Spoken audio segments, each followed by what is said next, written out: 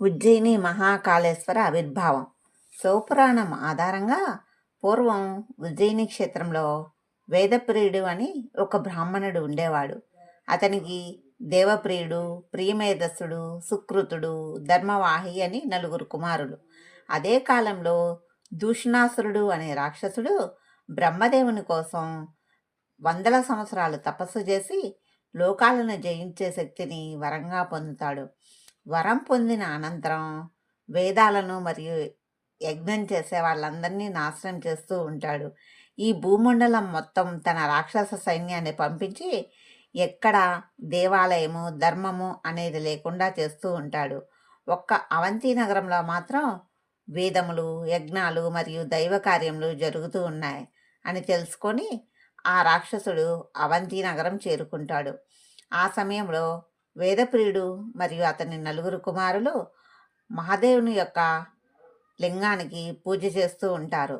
అది చూసి ఆగ్రహించిన ఆ రాక్షసుడు బ్రాహ్మణులను సంహరించబోతాడు.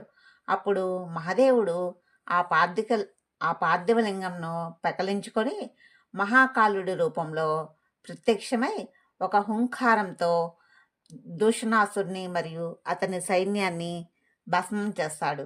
దేవతలు, ఋషులు మొదలగువారు పూలవర్షం కురిపించి మహాకాలుణ్ణి స్తుతిస్తారు. తదనంతరం ఆ బ్రాహ్మణులు అపమృత్యు భయం తొలగించి కలియుగాంతం వరకు ఇక్కడ జ్యోతిర్లింగంగా వెలిసి భక్తులకు ఆశీస్సులు అందించమని మహాకాలుణ్ణి కోరుకుంటారు. అందుకు మహాదేవుడు తదాస్తు అని పలికి జ్యోతిర్లింగంగా ఆవిర్భవిస్తారు. ఇది ఒక కథనం. ఈ ప్రతిరోజు మహాకాల జ్యోతిర్లింగానికి భస్మంతో అభిషేకం చేస్తూ ఉంటారు. ఇది ఇక్కడ మాత్రమే చేస్తారు, ఇంకా ఎక్కడా చేయరు.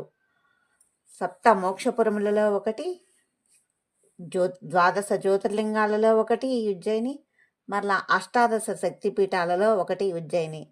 ఉజ్జయిని నగరంలో ఎన్ని దేవాలయాలు ఉన్నాయో లెక్కకు మించి ఉన్నాయి. హరసిద్ధిమాత శక్తిపీఠం కూడా ఇక్కడే ఉంది. విక్రమార్క మహారాజు పూజించిన శక్తిపీఠం హరసిద్ధిమాత మందిరము. మహాకాళేశ్వర ఆలయానికి దగ్గరలోనే ఉంటుంది ఈ హరసిద్ధిమాత మందిరం కూడా. చాలా దగ్గర అంటే అంతకుముందు అయితే పాత ఆలయం ఉన్నప్పుడైతే కొంచెం దూరంగా ఉన్నట్టు అనిపించేది.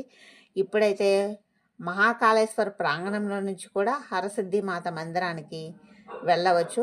అంత దగ్గరలో ఉంది ఈ ఆలయము.